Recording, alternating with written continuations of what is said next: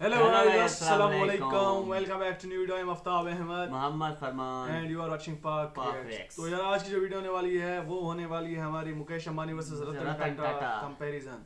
तो पता चलेगा कि कौन सा ज्यादा अच्छा है, अच्छा कौन है। सा ज्यादा बुरा है। बुरा तो नहीं आपका होगा, फेवरेट है हाँ रतन मतलब टाटा और मेरा बुरा मुकेश तो नहीं अंबानी। कह सकते यार, सॉरी मुंह से निकल गया, लेकिन मैं कह सॉरी रहा हूँ कि सॉरी। मतलब दोनों में से ज्यादा अच्छा कौन है और कौन चलिए। मतलब दिल का अच्छा बंदा है। बाकी सही है। वीडियो में पता चलेगा कि कैसा कंपैरिजन है, कितना कौन किसके पास कितना पैसा है, किसके पास कौन सा घर है, किसके पास कौन सी गाड़ियां हैं, शायद जी ये भी जी, पता हाँ, चले, कंपैरिजन हो किसके रहा पास कितने बच्चे हैं। तो वीडियो शुरू करते हैं। वीडियो शुरू करने से पहले आप हमारे चैनल को सब्सक्राइब को लाइक और बेल आइकन दबा देना ताकि हमारी हर आने वाली वीडियो आप तक पहुंच जाए। तो यार आप लोग व्यू नहीं, मतलब व्यू नहीं आ रही यार, क्या ये क्या हो रहा है यार। सपोर्ट करें यार। यार सब्सक्राइब करो, 700 करवाओ, फिर 1K करवाओ, फिर 1 मिलियन नहीं, 1 मिलियन नहीं, 100K करवाओ, फिर जी, 10K जी। करवाओ, मतलब करवाओ यार, ऐसा कुछ ना कुछ तो कराते करवाओ। जाओ भाई, सब्सक्राइब प्लीज सब्सक्राइब किया करो यार। अगर आपके सामने वीडियो आ रही है, वीडियो देख के कमेंट कर रहे हो या लाइक भी नहीं कर रहे, सब्सक्राइब मतलब कर दो। यार कुछ किया करो यार, ऐसे बैठ बैठ के चले जाते हो यार, ये तो गलत बात है। मुझे गुस्सा आ रहा है आप लोगों के ऊपर, जल्दी से नहीं, बस सब्सक्राइब कर तो लो, ओके ओके कर देंगे सब्सक्राइब कर भाई, लो। Video please. शुरू करते हैं। तो मैं तो भाई वीडियो आज देखने के लिए बहुत ज्यादा एक्साइटेड हूँ, क्योंकि मैं भी बहुत दुनिया के excited बोल हूँ। सकते हैं या एशिया के बोल सकते हैं अमीर तरीन शख्स जी बिल्कुल। का कंपैरिजन होने वाला है। तो भाई अमीरों को देखो अमीर बनोगे, गरीबों को देखो गरीब बनोगे। वीडियो देखते हैं, 1 2 3 स्टार्ट। हेलो दोस्तों, मैं ऐसे हूँ रहोगे फिर फैक्ट हम फाइव आप लोग और मैं मुकेश देखते अंबानी रहिए। और रतन टाटा हाँ। दोनों की अमीरी के चर्चे किसने नहीं सुने।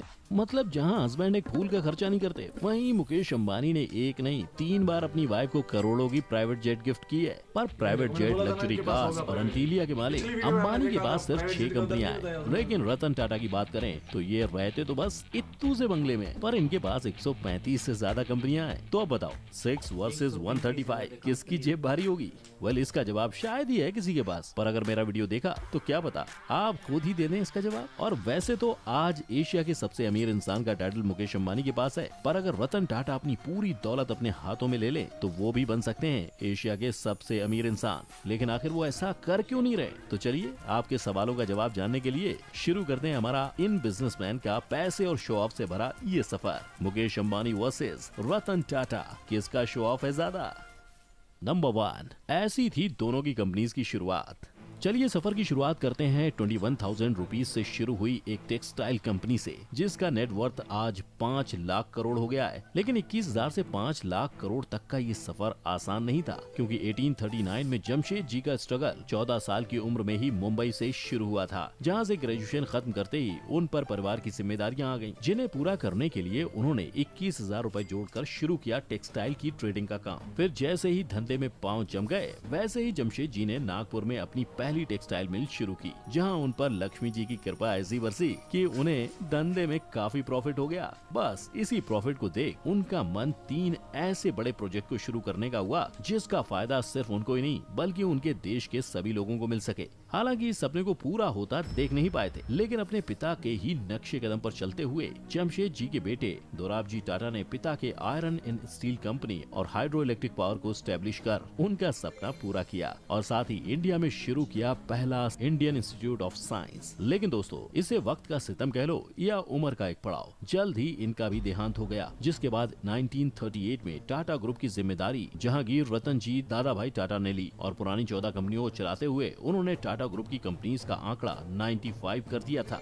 और इतना ही नहीं, इसके साथ ही JRD टाटा ने इंडिया की पहली एयरलाइन टाटा एयरलाइन की भी शुरुआत की, जिसके बाद उसे गवर्नमेंट ने अपने अंडर लेते हुए उसका नाम एयर इंडिया कर दिया। पर इन सब के बाद 3 पीढ़ियों के नाम और काम को आगे बढ़ाने की जिम्मेदारी मिली रतन नवल टाटा को, जिन्होंने उसे बखूबी निभाते हुए टाटा इंडस्ट्रीज का नाम आज ग्लोबली ऐसा फेमस कर दिया है कि बच्चा बच्चा टाटा के बारे में जानता है और टाटा के साथ काम जरूर करना चाहता है। तभी तो कंपनी का नेटवर्थ आज 5 लाख करोड़ तक जा पहुंचा है। और अब बात करते हैं उस इंसान की जिसकी एक गाड़ी की कीमत में नॉर्मल इंसान बंगला बना लेता है। और सिर्फ इतना ही नहीं, इन्होंने 6 फ्लोर की जो बड़ी पार्किंग अपने घर में बनवाई है ना, उतनी बड़ी बड़ी बिल्डिंग्स में आधे से ज्यादा मुंबई की पॉपुलेशन रहती है। यहाँ आपका गैस बिल्कुल सही है, मैं बात कर रहा हूँ अंबानी की, जिनके हाथ में कोई सोने का कटोरा नहीं था। और हमारे ही पापा की तरह धीरूभाई अंबानी ने भी कड़ी मेहनत और सैलरी में मिलने वाले सिल्वर कॉइन्स को जमा कर करके अपना बिजनेस शुरू किया था। मतलब पैसे जमा होने पर वो विदेश की नौकरी को छोड़कर मुंबई की एक चौल में रहने आ गए, और जैसे तैसे बहुत संघर्ष और मेहनत के बाद धीरूभाई अंबानी ने रिलायंस कमर्शियल कॉर्पोरेशन को शुरू किया, जो मसालों और यार्न्स में ट्रेड करता था। और जैसे ही मसालों और यार्न के के धंधे में वो सेट हो गए, वैसे ही उन्होंने विमल नाम से अपने कपड़ों का बिजनेस भी शुरू कर दिया। पर विमल लोगों को लुभाने में फेल हुआ, इसलिए उसको कस्टमर्स का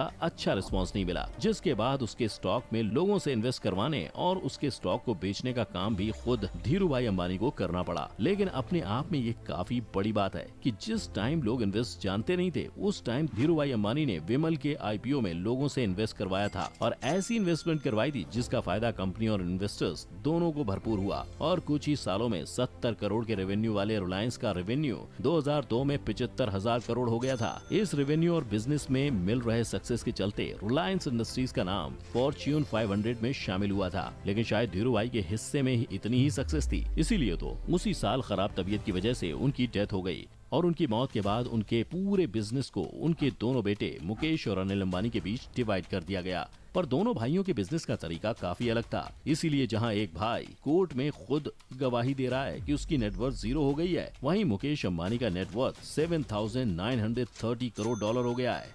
नंबर 2, किसका पैसा है ज्यादा, जिससे होता है उसका फायदा। चलिए अब बात करते हैं इनके आज की, यानी कि दोनों के पैसों की, क्योंकि ये सारी लड़ाई उसी की तो है। पर क्या आप जानते हैं 88 मिलियन के नेटवर्थ वाले मुकेश अंबानी रिलायंस रिटेल, रिलायंस पेट्रोलियम और रिलायंस जियो जैसी कई कंपनीज के मालिक हैं, परंतु वहीं 135 से ज्यादा कंपनीज की सब्सिडरीज होते हुए भी रतन टाटा का नेटवर्थ हमेशा अंबानी से कम रहा है और कभी कागजों पर दिखाई भी नहीं दिया है। पर आखिर क्यों? तो आइए जानते हैं। ये तो हम सभी को पता है कि रिलायंस इंडस्ट्रीज फिलहाल लिमिटेड सेक्टर्स में ही काम कर रही है, लेकिन वहीं टाटा ग्रुप इंडिया के ऑलमोस्ट हर फील्ड में काम कर रहा है, जैसे स्टील, केमिकल, आईटी, ऑटोमोबाइल वगैरह वगैरह। तभी तो सब्सिडरीज कंपनीज की ज्यादा होने की वजह से टाटा ग्रुप का market capital most of the time Reliance group से ज्यादा ही रहता है। फिर भी मुकेश अंबानी का नेटवर्थ आज इंडिया में सबसे ज्यादा कैसे है, यही जानना चाहते हैं ना? तो आपकी क्यूरियोसिटी को खत्म करते हुए मैं बता दूं, मुकेश अंबानी का नेटवर्थ इसलिए ज्यादा है क्योंकि रिलायंस ग्रुप में वो 48% शेयर के मालिक हैं और जब शेयर्स ही लगभग आधे उनके नाम है तो जाहिर सी बात है कंपनी का फायदा होने पे आदमी की वैल्यू भी बढ़ती ही है। इसीलिए तो सितंबर 2020 में अंबानी साहब का नेटवर्थ 88 बिलियन डॉलर हो गया था। लेकिन वहीं अगर हम बात करें रतन टाटा की, तो टाटा ग्रुप में वो 1% से भी कम शेयर के मालिक हैं, क्योंकि उनकी ग्रुप का 66% शेयर उनकी ही कंपनी के अलग अलग ट्रस्ट जैसे sir Ratan Tata trust, sir Dorabji Tata trust, Tata education trust जैसे कई ट्रस्ट को डोनेट किया जाता है, जो इंडिया के एजुकेशन, हेल्थ, लाइवलीहुड जनरेशन और आर्ट एंड कल्चर जैसे अलग अलग सेक्टर्स में काम कर रहे हैं। मतलब बंदे को पूरी 134 प्लस कंपनीज मिली थी अपने नाम करने के लिए, लेकिन फैमिली वैल्यू को आगे बढ़ाते हुए वो कंपनी का 2/3 से भी ज्यादा हिस्सा देशवासियों के लिए दान कर रहे हैं। इसका मतलब समझ रहे हैं आप? इसका मतलब अगर सिर्फ और सिर्फ चैरिटी वाले शेयर भी रतन टाटा ने अपने नाम कर लिए होते ना, तो शायद आज वो न सिर्फ इंडिया के बल्कि पूरे एशिया के सबसे अमीर आदमी होते। लेकिन दोस्तों, कहीं इसका ये मतलब तो नहीं कि मुकेश अंबानी सिर्फ पेपर्स पर अमीर है, जबकि जेन्युइन पैसा रतन टाटा के पास है। ये तो सोचने वाली बात है। नंबर 3, जैसे खर्चे वैसे चर्चे।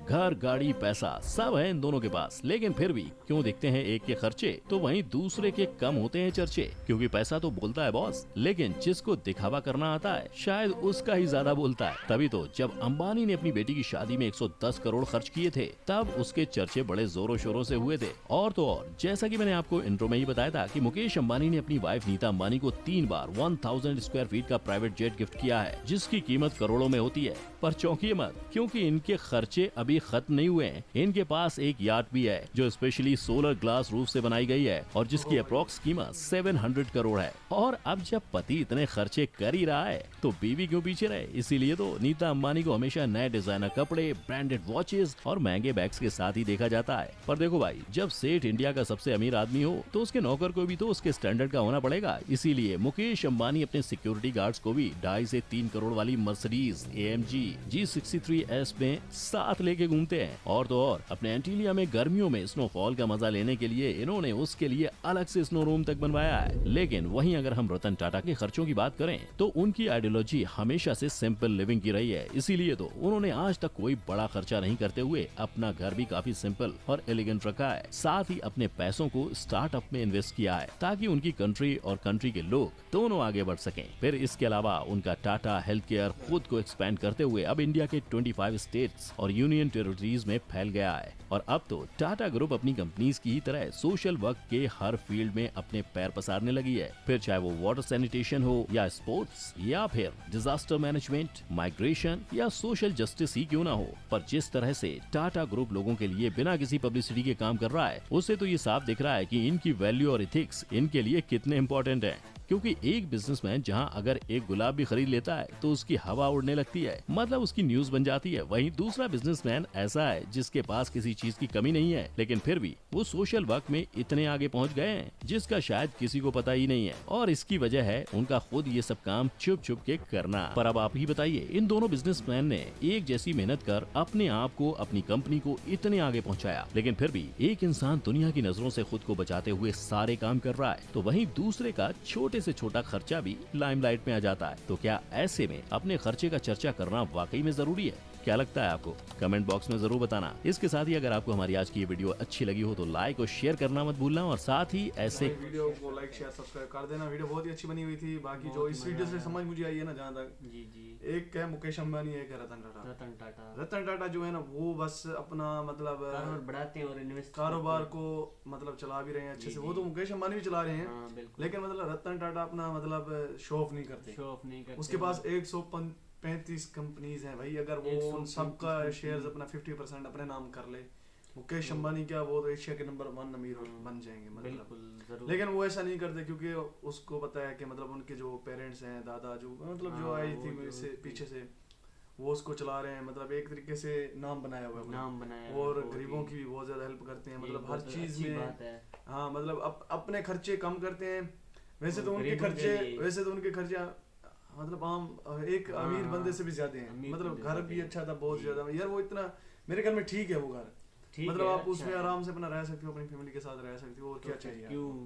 गाड़ियाँ भी हैं, हर चीज है, और मतलब ठीक है, अपने मुल्क को फायदा दे रहे हैं। मतलब रतन टाटा की सोच है ना, वो बड़ी सोच है। लेकिन मुकेश अंबानी भी एक बहुत ज्यादा अमीर बंदे हैं, और अपनी फैमिली पे खर्च करते हैं, मतलब मुल्क को भी फायदा दे रहे हैं मुकेश अंबानी, और मतलब बाकी शो ऑफ भी बहुत ज्यादा मतलब करते हैं एक तरीके से। अपनी मतलब वाइफ को हर बर्थडे पे गिफ्ट देना, मतलब प्राइवेट जेट, अपनी बेटी और मतलब शादी करना, इतने 110 करोड़ शादी में खर्चा करना, ये बहुत ही बड़ी बात है यार। मतलब ठीक है, कमाते हैं अपनी फैमिली के लिए, उनकी मर्जी, जो जहाँ मतलब हर किसी की अपनी सोच होती है। और जैसे अभी हम पैसा कमाएंगे या जो भी होगा हमारे पास, वो हमारी सोच है, हम कहाँ करते हैं, लगाएंगे और हाँ। तो ये ठीक है, मतलब मुकेश अंबानी की अपनी सोच है, रतन टाटा की अपनी सोच है, और रतन टाटा की सोच है ना, वो गरीबों की हेल्प कर रही है जी, बिल्कुल। हाँ, और जिससे मुल्क को फायदा हो रहा है, ये अच्छी बात है। मुल्क को जिससे फायदा हो, वो मतलब एक इंसानियत शो होती है भाई। तो वीडियो अगर आपको हमारा रिएक्शन अच्छा लगा हो तो हमारे चैनल को लाइक और सब्सक्राइब कर दें। तो अगर हमारी कोई बात बुरी लगी हो या तो हमारे मुंह से निकल गया हो तो उसके लिए माजरत ऐसे करते हैं, माजरत। तो मिलते हैं नेक्स्ट वीडियो में, तब तक के लिए अल्लाह हाफिज़, बाय बाय।